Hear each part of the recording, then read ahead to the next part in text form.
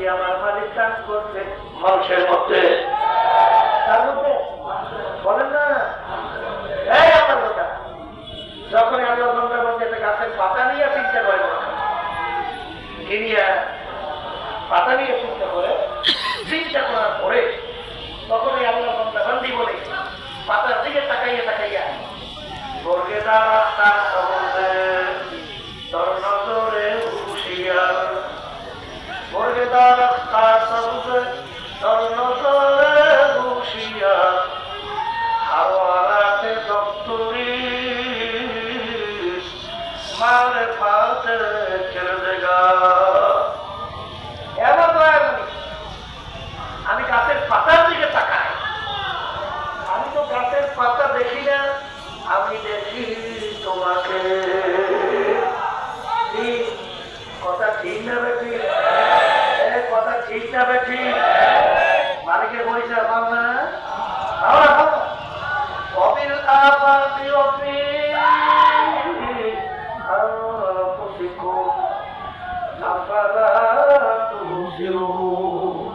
আমার মালিক বলে আমার পরিচয়ের জন্য তো সমুদ্রে নিজেদেরই তলাশ করা দরকার নাই, স্বাস্থ্য আসমান বের করা দরকার নাই, তোর নিজের দিকে তোর নিজের দিকে তাকাইলি আমার পরিচয় ছিল। জানতে পরিচয় লাভ হয় হালকা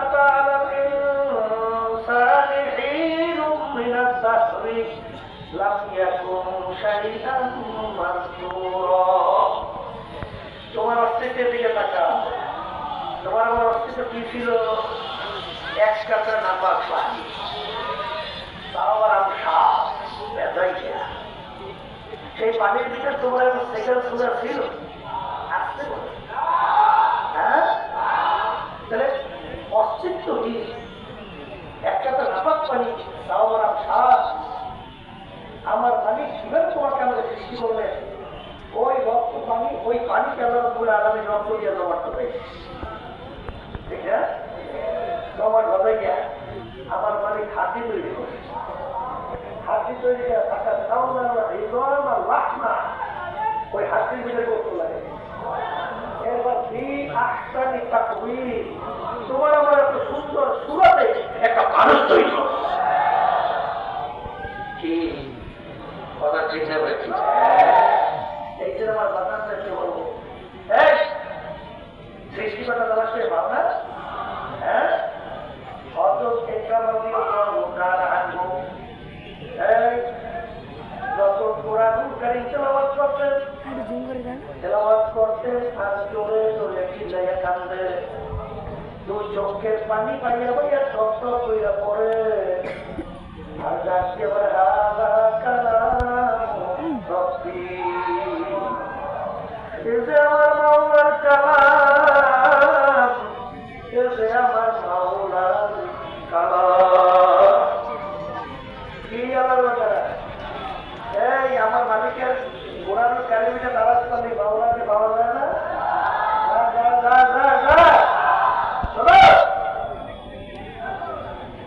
আমার মালিকের যে পাঠানো কোরআন কারিম সেটা আমার মালিকের সেটা। এই তাদের বহু চেষ্টা করে নেয় কোরআন কারিমের ভিতরে ভুল বাড়ি করবে, পারছে আসতে পারে নাই। এখন কোরআন আমাদের মাঝে নাই,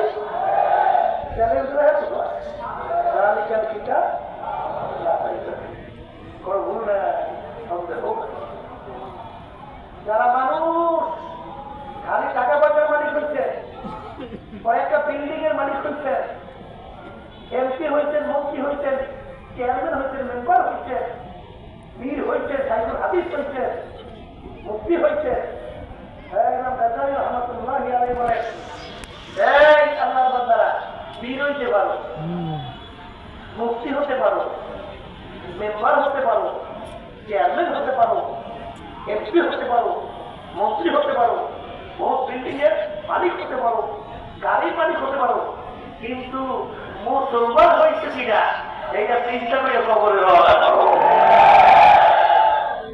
মুসলমান আসবি বহু কিছু, কিন্তু মুসলমান হয়েছে কিনা এইটা চিন্তা করে কবরে নামাজ পড়ো, কারণ একবার যদি যাও থাকো আর দ্বিতীয়বার কিন্তু তারা শেষ এই ধরে আছে, ধরে আছে, যদি নাই থাকে যারা মানুষ তারা চিন্তা করবে সংখ্যা 1 লাখ লোক। আল্লাহ রাসূল সাল্লাল্লাহু আলাইহি ওয়াসাল্লাম মায়ের পেট থাকা অবস্থা আল্লাহ তার আম্মাকে নিয়ে এসেছে দুনিয়াতে এসে পরে 6 বছর আল্লাহ আম্মাকেও নিয়ে এসেছে 6 বছরের বাচ্চা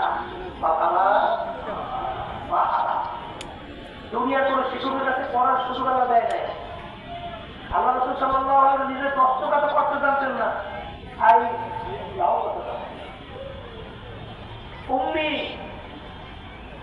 ওই বছর 2 আগে এক ডক্টর চরমনাই আসছিল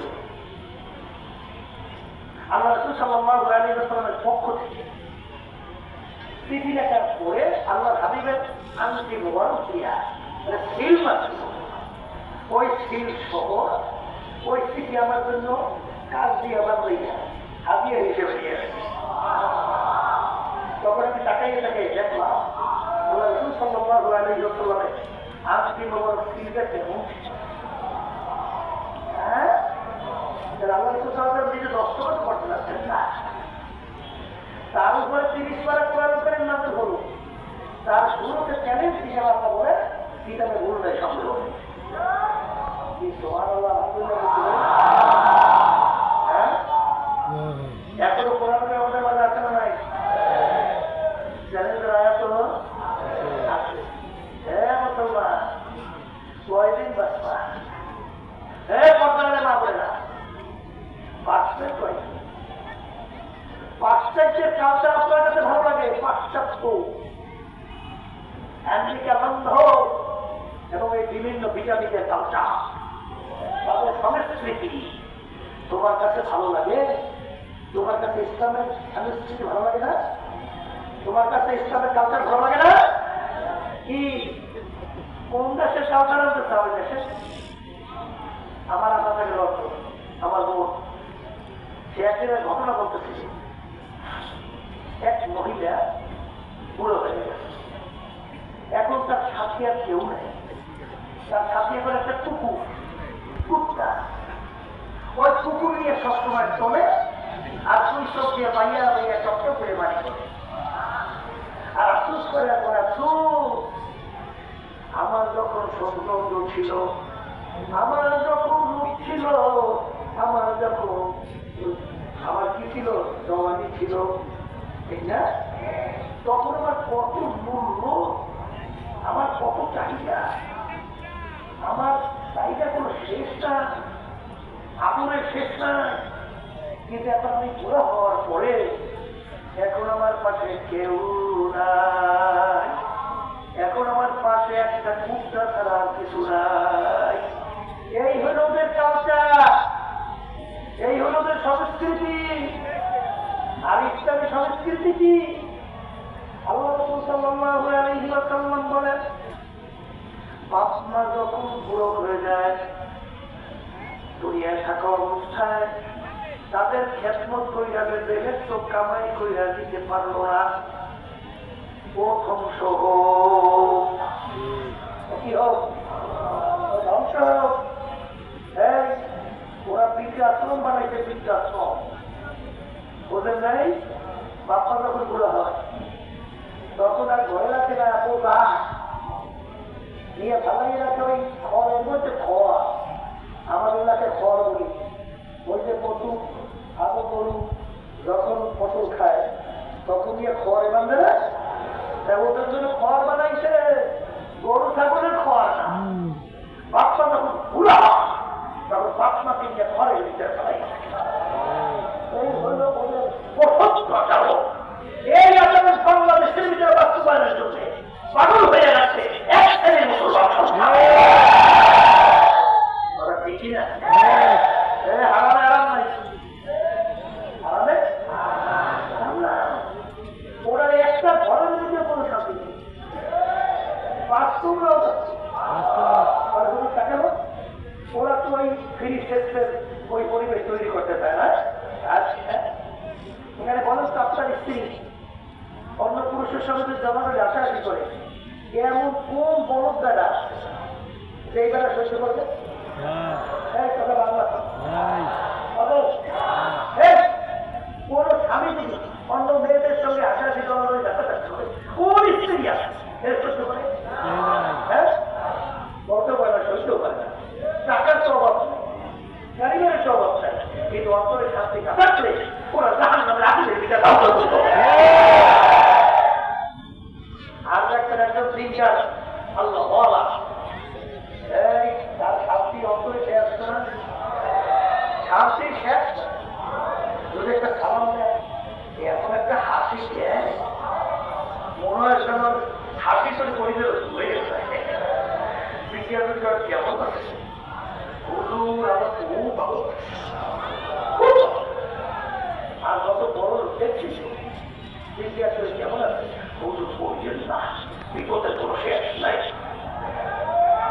বড় বিপদে আছি তাই তোর কপাল করা তুই টাকা কামাই করছো তুই বাড়ি করছো গাড়ি করছো তোর শান্তির জন্য আর তুই তোর হুজুর বলছে বিপদে কোনো শেষ নাই টাকা কেটে করবি এই যে আমার আপনাদের আমার তো হিয়ালেই করতে এই বলতো তুমি এত শান্তি তিন মিনিট কয়েকদিন বুঝতে পারে 3 মিনিট একটা স্বামী স্ত্রীর শান্তি আর একটা খাওয়ার শান্তি আর একটা ঘুমের শান্তি এই 3 শান্তি একটাও দুনিয়া দাও বড় লোকের কপালে না